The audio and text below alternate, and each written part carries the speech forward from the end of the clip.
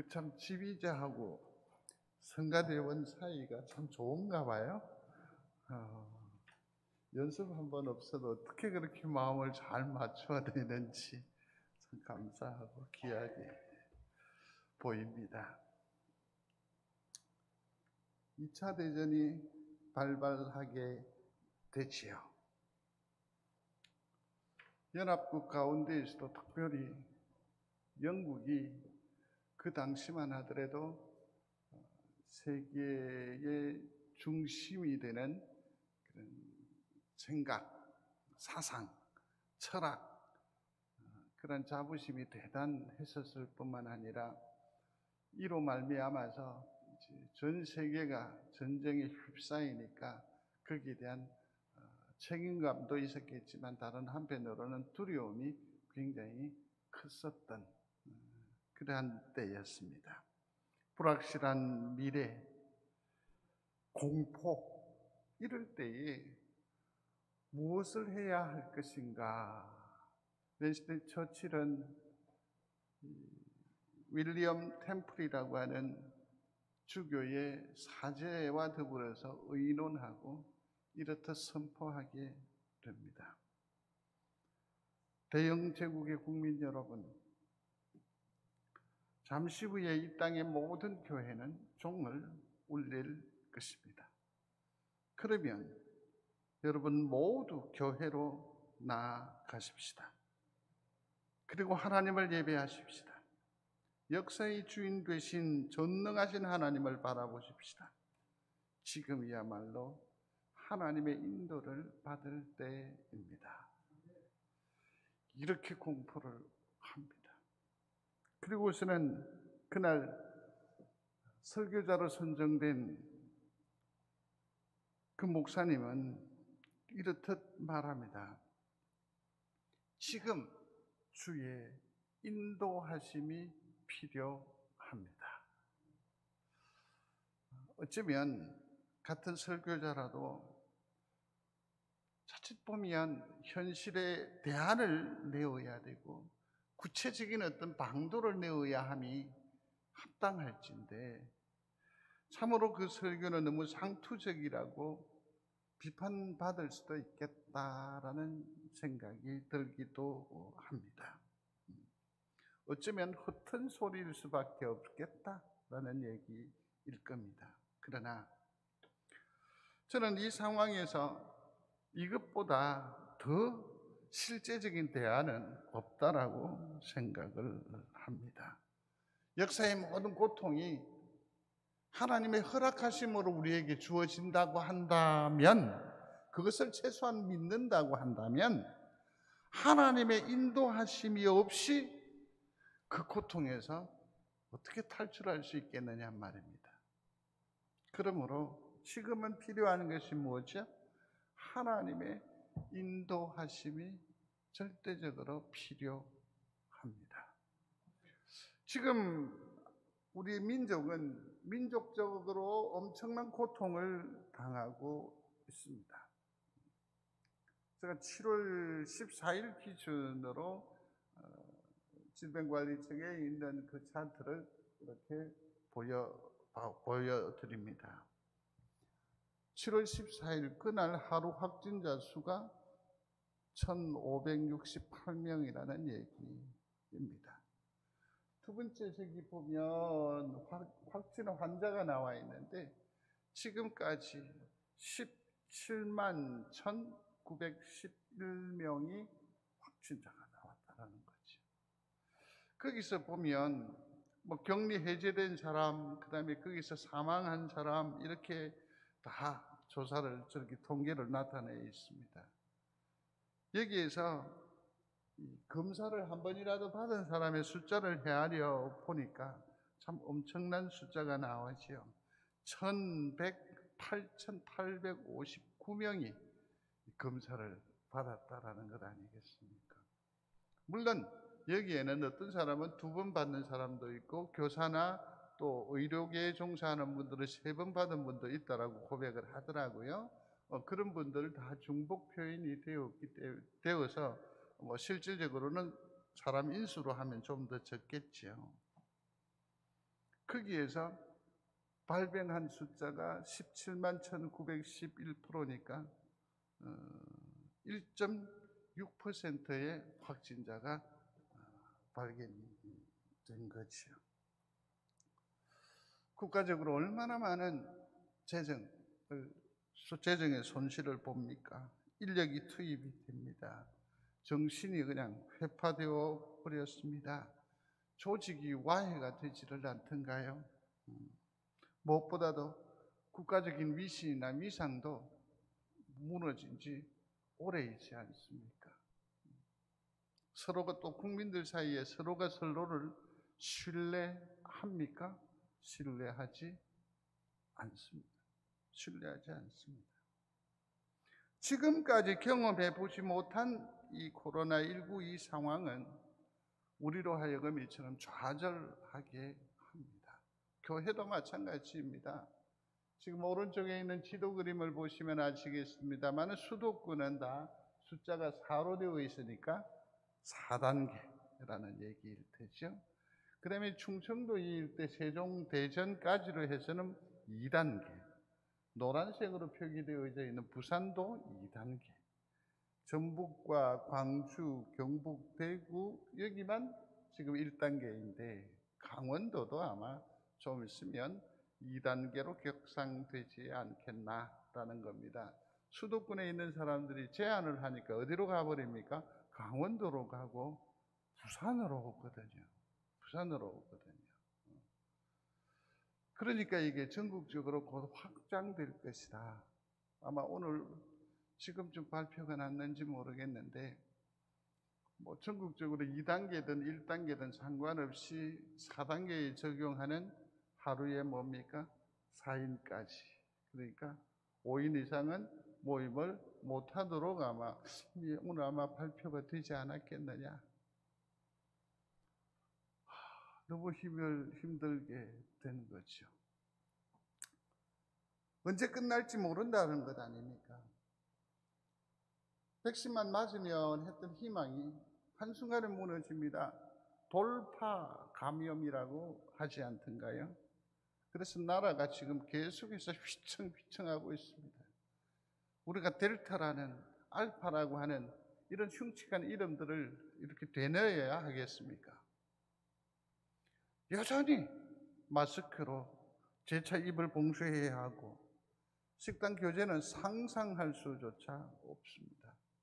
이뿐만 아니라 우리 가운데 이미 고통으로 이러한 고통이 온몸으로 경험하는 분들이 계십니다. 직장의 문을 닫아야 하고 거기에 있는 인적 구성을 축소하거나 조정해야 하고 어떤 이는 아예 직장에서 쫓겨나기도 합니다. 젊은이들은 그 혈기를 주체할 수 없으니까 어두컴컴한 우리가 알도 듣지도 보지도 못한 클럽이라든지 이런 어두운 곳으로 숨어들어서 온몸을 흔들어 대고 있습니다. 꿈이 무너져 버립니다. 깨어져 버렸습니다. 가정이 흔들리는 아픔을 지금 우리는 경험하고 있습니다. 교회적 어려움도 마찬가지입니다. 성도들이 교회를 떠나버립니다. 돌아올 기미가 전혀 없습니다. 전도의 문은 이미 막혀버렸습니다. 전에는 성도라는 것이 큰 자부심이고 자랑이었는데 요즘은 사회적으로도 바이러스 취급받는 어쩐 의미로 봐서 시선의 박해를 받는 그런 처지고 형편이 되어버리고 말았습니다. 지금 화두가 되는 것은 비대면 예배가 과연 헌법에 나와 있는 종교의 자유를 침해하는 것이냐 안 하는 것이냐, 이게 지금 화두가 되고 있습니다. 이처럼 교회가 완전 세상에 의해서 재단되고 판단되어지는 것이지요. 무엇을 시도하려고 하면 모두가 다 두려워서 회피하고, 그러므로 교회는 이제 어떤 희망도 품을 수 없는 그런 안타까움이 있습니다. 한 주간 내내 교회에 있는데 주일날 여러분들을 만나고 나면 한 분 정도, 두 분 정도만 교회 안에서 얼굴을 보고 아무도 뵐 수 없습니다. 다 이해하고 다 충분히 그 사실을 알고 있습니다. 전에는 송정제일교회가 작은 교회였는데 요즘은 어떤 생각이 드느냐면 우와 크다. 너무 텅텅 비어 있으니까. 전에는 비가 조금만 와도 전화해서 걱정하고 어떻습니까 하더니 요즘은 폭염이든 요즘은 뭘 하든 전화도 한번 주지도 않아요. 또 이래 놓으면 월요일부터 또 쓸데없이 전화한다 또. 우리의 마음이 왜 그렇게 식어져 갔습니까? 이게 바로 교회의 고난이요 아픔이라고 생각을 합니다. 그렇다고 한다면 이런 때 우리는 무엇을 보느냐 하는 것이 상당히 관점이 될 것입니다. 무엇을 보느냐? 무엇을 보느냐에 따라서 달라질 겁니다. 참을 수 있지요. 견딜 수가 있지요. 또 이를 악물고서라도 어떻게 합니까? 더 높은 곳으로 나아갈 수 있지요. 또 무엇을 보느냐에 따라서 내가 무언가의 힘과 능력과 지도와 인도를 받을 수도 있지 않을까요? 그래서 이 어려운 때에는 무엇을 보느냐 하는 것이 참 중요합니다. 무엇을 보느냐. 그리고 보는 그것을 믿느냐 하는 이게 참 중요한 신앙의 관건이라고 생각이 됩니다. 사랑하는 성도 여러분, 이 어려운 때에 이처럼 하나님의 인도하심의 경험이 있게 되기를 주의 이름으로 축원합니다. 문제는 어떻게 하나님의 인도하심을 내가 경험할 수 있겠는가? 내가 어떻게 주의 인도하심을 받을 수 있을까? 그러려면 나는 지금 어떻게 해야 돼? 라고 하는 의문점을 갖게 됩니다. 이것은 말씀을 마치는 내내 계속해서 머릿속에서 되뇌이면서 그 방법을, 그 지혜를, 그 하나님의 인도하심을 기필코 누리는 성도들이 되시기를 바랍니다. 오늘 본문은 성탄절 때에나 만날 수 있는 사람이지요. 누굽니까? 박사들이라고요. 박사들. 이 사람들은 하나님의 인도하심을 특별히 경험한 사람들이라고 할 수 있을 것입니다. 어떻게 이 사람들은 하나님의 인도를 받을 수가 있었을까? 자, 첫 번째로 우리는 주의 비전을 바라볼 수 있어야 합니다. 주님의 뜻하심이지요. 주님의 마음 씀씀이지요. 주님의 시선이 가는 곳에 뭘 해야 돼요? 내가 가야 되니까요. 그렇게 주님의 꿈, 이것을 우리는 알아야 합니다. 자, 그러면 제가 한번 참 조심스러운데 한번 여쭤보겠습니다. 요 최근에 하나님께서 내 삶을 주장하신다, 또는 인도하신다라는 느낌을 받은 경험이 있으신지요? 한 분이 저와 면대해서 늘 고백해요. 코로나19 이걸 통해서 기가 막히게 하나님 간섭하신다. 그래서 기도할 수밖에 없다고. 그래서 당신은 기도 때문에 하나님을 생생하게 체험한다고 요즘 너무너무 감사하다고 그래요. 여쭤봐요. 정말 하나님이 나를 주장하신다. 하나님이 나를 붙드신다. 하나님께서 오늘날 나를 인도하신다. 그런 경험을 여러분 언제 가져보셨습니까? 우리의 마음을 한번 돌이켜 살펴보시기를 바랍니다. 모르긴 몰라도 우리 가운데 사실은 이 질문이 상당히 당황스럽다라는 생각을 가지실 수도 있겠다라는 생각을 합니다.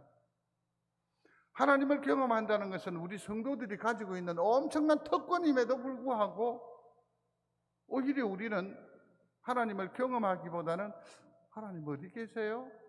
내지는 하나님이 계시긴 할까? 더 나아가서는 하나님이 나에게 또 혹은 이 따위 일에 관심을 집중하시기나 하실까? 그런 의구심이 오히려 우리 가운데 더 많다라고 하겠죠. 많다라고 할 겁니다. 그러니까 구체적으로 하나님의 인도하심을 경험하지 못하고 살아가는 성도들이 의외로 많다라는 겁니다. 의외로 많다라는 겁니다. 왜 그럴까를 한번 생각해 볼 필요가 있겠는데요. 이건 뭐냐면 너무 그냥 익숙해진 거예요. 내 삶에 하나님을 예배하는 일도 성도 여러분 너무너무 익숙해져 있어요. 찬송하는 것도 너무너무 익숙해져 있어요. 예배하는 것, 기도하는 것. 놀랍게도 우리 한 사람이 하루 일상적으로 삶을 이루어 사는데 어휘가 몇 개나 필요할 것 같아요? 30개 안팎이에요. 30단어만 가지고 있으면 한국 이 사회에서 생활하는데 전혀 불편해요? 불편하지 않아요. 그러니까 이 단어 30개만 잘 외워두면 외국인도 얼마든지 생활하는데 불편이 없어요. 왜 이렇게 단어들이 제한된 것들이 모아지느냐 하면 다른 것들에 대한 용어 선택이거나 또 그것의 활용이거나 기품을 싫어해요. 귀찮아해요. 신앙적으로도 말씀드려보면 익숙한 데에 젖어 있으면 변화를 좋아해요? 싫어해요? 싫어해요. 아예 싫어해요. 귀찮아하지요. 귀찮아해요. 그런데 참 놀라운 건 뭐냐면 어떤 변화가 있어야 내 삶이 회복이 될 건데 어떤 변화가 있어야 내게 생기가 돋을 건데 어떤 다른 진전이 있을 건데 이 변화를 싫어해. 그러면서 싫어하는 것은 누가 선택했어요? 내가 선택했는데 짜증을 누가 내요? 내가 내요. 무기력해져 버려요. 그리고서는 한 걸음 더 나아가서 자기를 뭐 하느냐 하면 합리화해 버려요. 세상이 그런 거예요. 난 그렇게 살았어. 내지는 난 이게 좋아. 그러면 소위 시쳇말로 젊은 사람들 표현으로는 게임 셋. 우리 자녀들이 우리와 대화할 때에 30분 이상 길어진 적이 있던가요? 없습니다. 이놈들이 내가 어른이고 자기를 이 땅에 있게 한 존재인데 말하는 거 보면 지 새끼한테 하듯 한다니까. 엄마 됐다. 뭐가 돼야 돼? 왜 내 생각이 중요한데 왜 생각을 묻지 않아? 아빠 그만해라. 뭘 그만해? 그들은 훨씬 많은 생각을 가지고 있어요. 우리는 뭐냐면 자꾸 익숙해진 여기에서 스스로 우리 인생을 인생은 다 그렇고 규정해버려요. 그래서 우리 스스로 듣는 한계가 있어요. 죄송합니다. 용서하시고 들으십시오. 그래서 늙음이에요.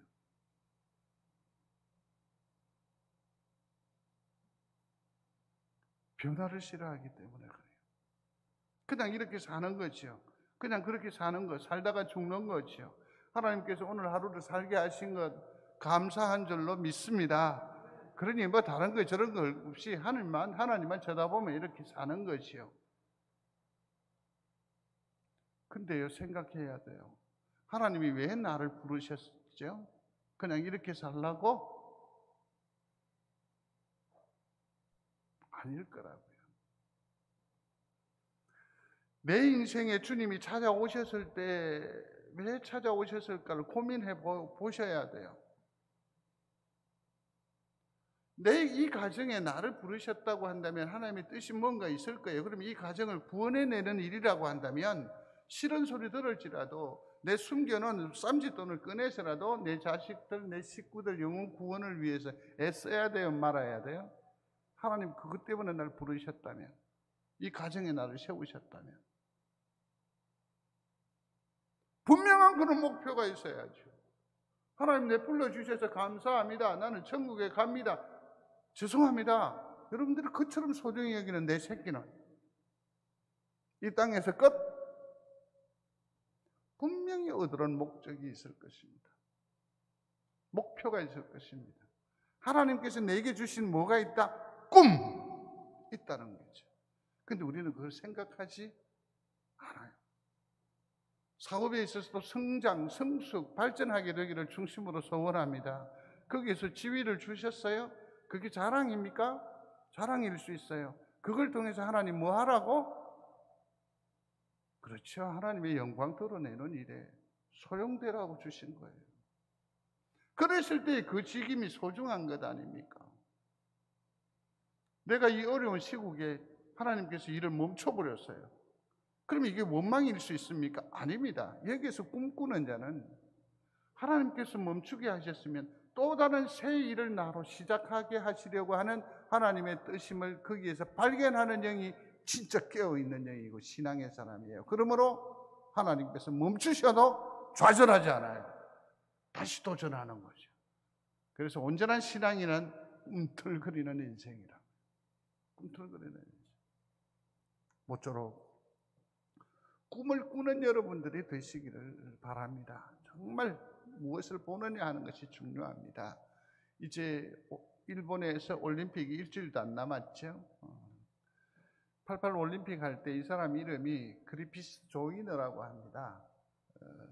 날씬하기도 하지만 저 그림을 확대를 못 시켜줘서 죄송한데 손톱이 운동선수 손톱이 이렇게 나와 있죠. 그리고 행형색색을 했죠. 뭐 저기 보십시오. 저기만 봐도 운동선수가 팔찌를 하고 뛰지를 않아요. 이어링도 했죠. 저 보세요. 운동복에 뭡니까? 벨트까지 했으니까 패션이 그냥 그 당시만 하더라도 받아들일 수 없는 100m, 200m는 33년이 지났는데 아직까지도 호로렌스 그리피스 조이너가 그 기록을 가지고 있습니다. 그래서 내일 모레 열리는 거기에서 여자의 100m, 200m에서도 그리피스 조이너의 기록을 넘어서느냐 못 넘어서느냐 그게 지금 세계적인 화두가 되어져 있습니다. 그냥 참 소심한 사람이었습니다. 보시다시피 흑인이었습니다. 그런데 그가 한 강연장에서 모교의 강연장에 찾아온 한 사람을 만나게 됩니다. 권투 선수예요. 슈가레이 레너드라고 하는 사람인데 정말 날렵해요. 어떻게 그 전문가인 복서가 휘두르는 그 주먹을 어찌 보면 한 대도 안 맞는 것 같아요. 얼마나 날렵한지 그 근육의 움직임을 보고 판단한다나 어쩐다나. 그러면서 이렇게 하면 벌써 몸이 반응해서 이렇게 피하는 거죠. 아주 제 또래의 남자들은 아마 슈가레이 레너드 하면 다 알 거예요. 헌트라는 사람 사면서 당대의 세계적인 스타들을 그냥 눌려잡은 사람이에요. 이 사람이 강연을 왔습니다. 모두 다 감동을 하는데 그 속에 흑인 소녀 하나는 쭈글쭈글거리고 앉아 있어서 뭐 별 감동이 없는 것 같아요. 다가갑니다. 그래서 물었습니다. 너 이름이 뭔데? 그러니까 그리피스 조이너라고 얘기를 합니다. 왜 무슨 기분 나쁜 일이 있느냐? 그러니까 첫 마디가 뭐냐면 다 싫어요. 저는요 집도 싫고요, 학교도 싫고요, 교회도 싫고요, 아무것도 다 싫어요. 레너드가 그렇게 묻습니다. 그렇지만 너가 좋아하는 건 있을 것 같은데 저요 뛰는 것 좋아해요. 그러면서 그가 얘기를 합니다. 너는 나보다 더 훌륭한 스타가 될 수 있겠다. 그는 막연하게 너는 나보다 더한 스타가 되겠다라는 이 말을 그는 심령에 새깁니다. 그러면서 손을 잡으면서 레너드가 응원하겠다라고 얘기를 합니다. 이 조이너는 이때 누구를 본 겁니까? 스타를 본 겁니다. 별을 본 겁니다. 무엇을 보느냐 하는 목표를 본 겁니다. 우리도 마찬가지입니다. 우리도 뭔가를 바라볼 수 있어야 합니다. 그것이 무엇이냐에 따라서 우리의 근육이 움직일 겁니다. 우리의 마음이 움직일 겁니다. 우리의 삶이 전환될 것입니다. 성탄절 때나 만날 수 있는 이 동방 박사들은 하늘의 별을 보았습니다. 그러나 실상 이 별은 하나님의 별이었습니다. 하나님의 별. 하나님의 계획이 이제 비로소 시작된다라는 것을 이 박사들은 보고 알게 된 것입니다. 사랑하는 성도 여러분, 보는 하나님의 비전을 붙잡는 꿈꾸는 여러분들이 되시기를 중심으로 소원합니다. 성경에 말하지요. 말세에 내가 너희 종들에게 성령을 부어주리니 그러면 젊은이는 환상을 볼 것이요 늙은이들은 꿈을 꾸리라. 아멘. 얼마 전에 꿈을 꿨어요. 근데 꿈에 우리 장로님을 만났어요. 장로님을 만났어요. 둘이 상당히 흥감한 시간을 가졌더랬거든요. 그래서 전화를 했어요. 장로님 별일 없으시죠? 그래서 제가 꿈에서까지 만나 뵈니까 너무 좋아서 목소리라도 한번 들으려고 한다고. 그 장로님이 걱정이 되시는가 봐. 꿈이 좋던가요? 나쁘던가요? 그러시더라고요. 좋든 나쁘든 좋은 그림이었습니다. 두 번째는 꿈에서라도 이렇게 서로 교제할 수 있어서 얼마나 좋은지 모르겠습니다. 저는 그것을 고백하는 것이요. 그렇게 담소했었습니다.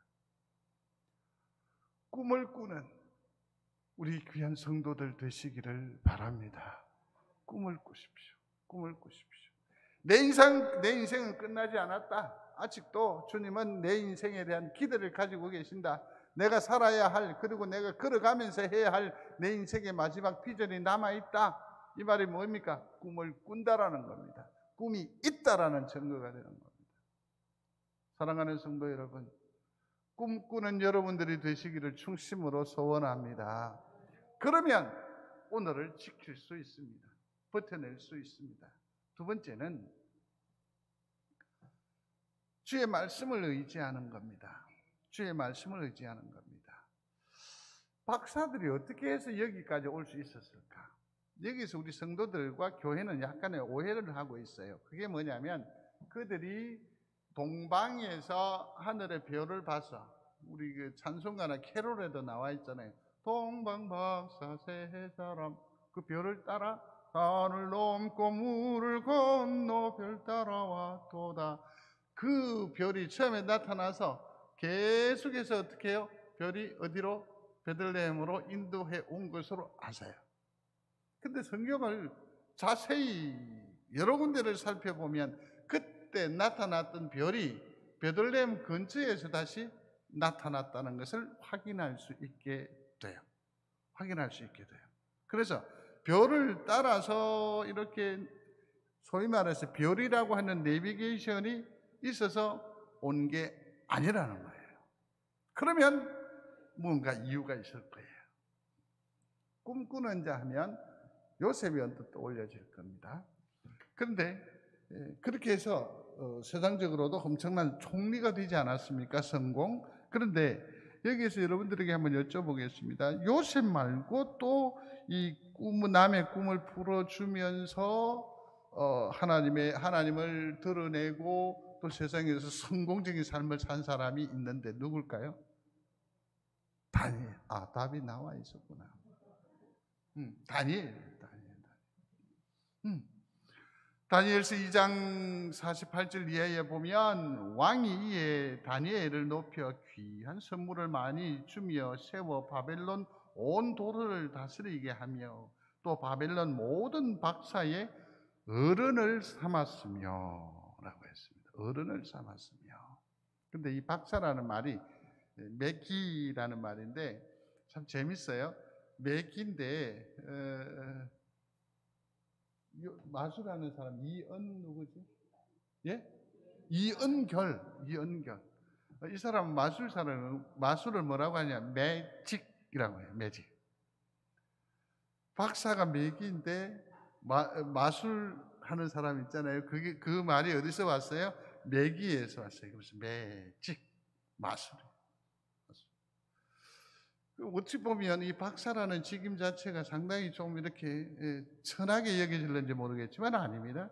그 시대에는 최상위 석학들에게 붙여주는 용어가 매기예요. 이 사람들 중에 어른으로 삼을 정도로 이 꿈에 대해서는 확실하게 우리에게 증거하는 바 있는 사람이 바로 누구냐면 다니엘이에요. 다니엘. 자, 성도 여러분, 꿈꾸는 일과 또 꿈을 통해서 주의 환상을 보는 일은 순전히 하나님께서 우리에게 주신 은사인 줄로 믿습니다. 제가 7남매거든요. 7남매인데 제 모친을 꿈에서 본 사람이 7남매 중에서 5명이나 있어요. 근데 나는 아직까지 어머님을 꿈에서 못 봤어요. 그러니까 아마 엄청나게 불효했거나 아니면 엄마가 내게 찾아오기를 싫어하나? 뭐 이런 생각들도 한번 해본 적이 있어요. 꿈꾸는 일, 꿈을 품는 일은 내가 의지한다라고 되는 거지. 의지적으로 선택할 수 있는 것이라기보다는 다분히 이거는 하나님께서 내게 주시는 뭐다? 은사. 은사를 사모하시기를 바랍니다. 그런데 다니엘은 은사를 받았을 뿐만 아니라 또 하나 엄청난 세상이 감당할 수 없는 강점을 가지고 있어요. 그게 뭐냐면 이 손에 들려진 게 있었는데 이게 뭘까요? 이게 뭘까요? 성경책이에요. 사랑하는 성도 여러분, 말씀이 생명임을 믿는 여러분들이 되시기를 바랍니다. 그는 꿈 얘기를 하면서 계속해서 그는 하나님 살아계심을 증거하였습니다.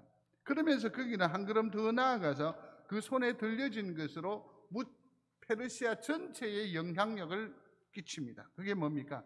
말씀입니다. 그래서 그는 민수기 24장 17절에 있는 말씀을 통해서 한 별이 야곱에게서 나온다라는 메시아가 나온다라는 것을 거기에서부터 시작해서 선포하는 겁니다. 그러니까 이 동방 박사들은 무엇이냐면 이 다니엘을 비롯해서 다니엘로 말미암아 전 세계적으로 확장되어진 하나님의 말씀, 곧 성경을 집중하고 연구하고 배우고 익힘으로 말미암아 발견한 소중한 정보가 뭡니까? 한 별이 야곱에게서 나오리라. 그러면서 해석을 덧붙입니다. 그게 뭡니까? 누굽니까? 메시아. 예수라는 이름은 최소한 동방 박사들은 몰랐을 것 같아요. 그 이후의 일이니까. 말씀을 통해서 무엇을 붙잡는다? 메시아를 붙잡는 거죠. 우리는 성경을 통해서 누구를 붙잡아요? 예수님을 붙잡는 거죠. 그래서 박사라는 거죠. 사랑하는 성도 여러분, 말씀의 박사가 되는 여러분들이 되시기를 중심으로 소원합니다. 구약은요, 오실 예수를 보여주기 위해서 무려 몇 권의 성경으로 구성이 되어 39권이나 필요했었어요. 근데 그 39권 성경 가운데에서 예수 그리스도를 발견한다는 것, 그건 은혜죠. 그건 축복이지요. 사회적으로는 박사가 되는 거죠. 말씀에 박사가 되는 여러분들이 되시기를 바랍니다. 별을 보았어? 오다가 그 별이 사라져서 그럼에도 불구하고 그들은 멈추질 않아. 왜? 그들을 움직이게 하고 길 가게 한 것은 별이라기보다는 무엇입니까? 말씀이었다. 믿었습니까? 아멘. 말씀 따라 그들은 움직이는 거예요. 말씀 따라 움직이는 거예요. 왜 헤롯이나 사람들에게 왕으로 나신 이가 어디에 있는지 물어요? 별이 아직 안 나타나 있고 베들레헴 근처에서 보기 전이잖아요. 그러니까 그들은 어째서 여기까지 왔냐고요? 말씀을 따라. 사랑하는 성도 여러분, 험난한 이 지경에서도 말씀을 붙드는 여러분들이 되시기를 바랍니다. 말씀이 가라 하면 가십시오. 말씀이 멈추라 하면 멈춰서는 아름다운 결단이 있게 되기를 바랍니다. 그거 정말 중요해요. 왓슨이라고 하는 신학자는 이렇게 얘기합니다. 하나님께서 우리를 역사하시되 붙드시되 우리를 어떻게 하느냐면 갑자기 슈퍼맨의 망토를 주시지 않는다라는 겁니다. 무슨 도사의 지팡이를 주시지 않는다라는 얘기입니다. 아이언맨처럼 슈트를 갑자기 주는 게 아니라는 거예요. 무엇으로? 말씀으로 인도하신다. 말씀으로 인도하신다라는 거죠. 거기로, 이 말은 뭐냐면 하나님께로 이끄신다. 그리고서는 구체적으로 이루어 나가실 때에도 무엇으로 인도하신다? 말씀으로 인도하여 가신다라는 거죠. 그러므로 우리의 관심사는 어디에 있어야 합니까? 말씀. 쉽게 표현하겠습니다. 어디에 있어야 한다? 성경에 있어야 한다. 성경에 있어야 한다. 동방 박사들은 이처럼 말씀의 인도함을 받아서 누구에게 이르게 됩니까? 예수에게로 이르게 됩니다. 그 말씀의 인도함을 받는 은혜가 그에게뿐만 아니라 우리에게도 있게 되기를 바라는 거지요. 그러면 여기서 이 동방 박사들이 아기 예수에게 왔는데, 메시아에게 왔는데 목적이 뭘까? 첫 번째는 우리가 동방에서 그의 별을 보고 그에게 뭐 하러 왔노라? 경배하라. 다른 목적이 없다는 거죠. 경배하고 물로 드린지라. 저도 그랬습니다마는 황금의 가치가 어떻고 그 유향의 쓰임이 어떻고 모략의 효과가 어떤가 이런 부분들에서 참 많은 얘기를 나누었던 것 같아요. 근데 사실은 그겁이 없어요. 의미 없어요. 여러분 예배하러 이렇게 오셨잖아요. 예배하러 오셨어요. 이건 누구에게 보이려고 오는 겁니까? 이 어려운 시대에 자기 증거하러 오는 겁니까? 아니잖아요. 뭡니까? 하나님을 예배하기 위해서. 하나님을 예배합니다. 하나님 앞에 예배하기 위해서 나온 거죠. 그들은 분명한 목적입니다. 그래서 이 예배를 위해서 그는 뭐가 필요했다? 말씀의 인도하심이 필요로 했다라는 것입니다. 그래서 여기에 나오게 된 것입니다. 사랑하는 성도 여러분, 하나님의 인도하심을 경험하는 여러분들이 되시기를 바랍니다. 그러려면 말씀을 따르십시오. 한번 소리하십시오. 말씀을 따르라. 그러면 말씀을 따르라 하는 것이 무엇을 의미하느냐 하는 거지요. 성경을 읽으십시오. 성경을 읽으십시오. 제가 한 주간에 설교를 준비해서 본문을 선택하고 이게 월화수 안에 이제 이루어져야 되기 때문에 참 급박합니다, 나름대로. 그러면 그 말씀이 계속 연결돼요. 놀라워요. 일주일 내내 우리가 뭘 하죠? 묵상을 하는데 묵상에 글을 올리잖아요. 그러면 그 묵상하는 글이요, 놀랍게도 전부 연관이 다 돼요. 어떤 때는 교동문을 읽으면 그 말씀과 연관이 다 돼요. 무엇을 느끼느냐 하면 하나님께서는 정말 말씀의 그 기묘함으로 내 심장을 두드리신다라는 생각을 아니할 수가 없게 돼요. 그러니까 말씀은 살아 역사하신다. 주장하신다. 굉장히 느껴요. 엄청난 고민이 있었거든요. 엄청난 시련이 있었거든요. 그런데 지속적인 읽음과 또 기도와 또 묵상을 통해서 하나님께서 해답을 주세요. 이 일을 경험하는 여러분들이 되시기를 바랍니다. 그래서 어떻게 해야 된다고요? 기를 쓰고 말씀과 친밀해야 돼요. 친밀해야 돼요. 지난번에 당회하면서 말씀 성경 읽기에 대해서 장로님이 이런저런 말씀을 주시더라고요. 지금 이제 성경 읽기를 끝까지 가시는 분이 몇 분이나 되겠습니까? 라고 얘기를 하시더라고요. 또 기존에 읽어 오셨던 분들은 이미 표를 받았는데, 그 이제 내년 봄에 이제 알죠. 내년에 만약 성경 읽기를 지속하면 그분들은 연말까지 갈 것이냐라는 게 이제 관건이 되겠지만, 지금으로서는 그렇거든요. 60여 명이 소통의 방에서 지금 교제를 하고 있습니다. 있는데 저는 최소한 어떤 마음으로 이 일을 섬겨가느냐 하면, 하루도 성경 읽기를 지나간 적이 없습니다. 지나간 적이 없습니다. 응대하는 분은 딱 정해져 있습니다. 그럼에도 불구하고 여기저기 자고 우면하지 아니하고 말씀을 지속적으로 거기에 올릴 뿐만 아니라 묵상하며 나눕니다. 왜? 말씀이 나를 주장하기 때문입니다. 그 감동이 너무 커요. 저는 한계가 있는 사람이잖아요. 그리고 10여 년 넘게 20년 가까이 지금 여러분들과 교제를 했기 때문에 언어나 말에 있어서 뻔한 관계가 된 거예요. 그럼에도 불구하고 우리가 소통이 되게 하는 것은 뭡니까? 말씀이 주는 능력으로 믿습니다. 그래서 이를 이루어요. 말씀을 따르시기 바랍니다.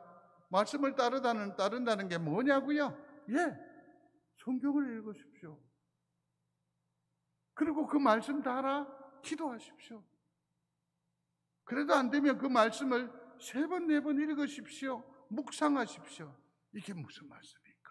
왜 오늘 지금 하나님께서 이 말씀을 내게 주시지? 이게 묵상이에요. 주의 인도하심이 있을 줄로 믿습니다.